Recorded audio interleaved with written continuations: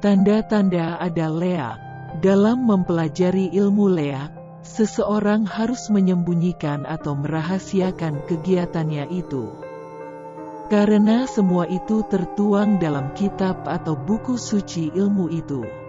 Bila seseorang membocorkan rahasianya itu, maka dia akan dikenai sebuah kutukan.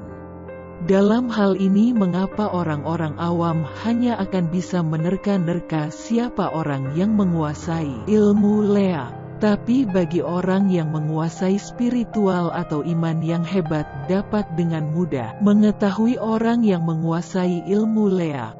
Dikarenakan ilmu ini sangat dirahasiakan, pemiliknya kadang seseorang yang bertemu leak pada suatu malam tertentu dikarenakan suatu kebetulan, atau ada juga yang memang sengaja menunjukkan wujudnya pada orang yang diinginkan.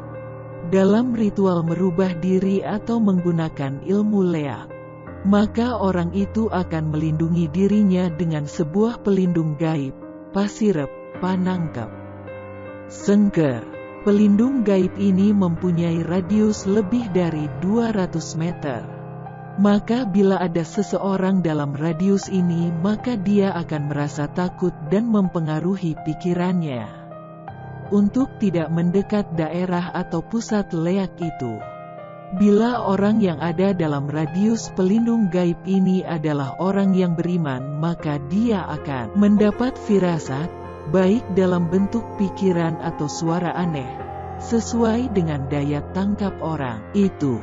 Radius kekuatan gaib ini juga dapat mempengaruhi binatang di sekitarnya. Semua binatang yang sering mengeluarkan suara-suara pada malam hari, anjing atau serigala, akan mendadak diam. Tapi sebelum pelindung gaib ini dikeluarkan, anjing di sekitarnya akan mengaum panjang dan kodok rumah akan ribut.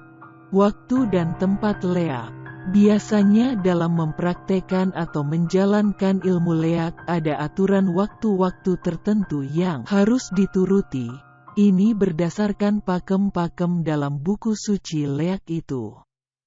Berdasarkan jamnya, leak keluar pada jam 6 sampai 8 malam, yang mana waktu ini disebut sandiakala. Tengah lemeng sekitar jam 12 malam. Leak kelemahan antara jam 4 pagi. Di zaman sekarang ini sangat jarang sekali, bahkan tidak ada perubahan wujud pada siang hari ini. Dikarenakan untuk sangat merahasiakannya, namun ilmunya bisa dipakai kapan saja.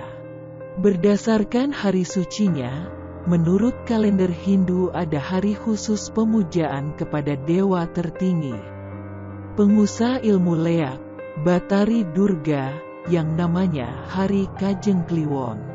Namun biasanya pada hari ini orang yang menguasai ilmu leak akan memuja dewanya.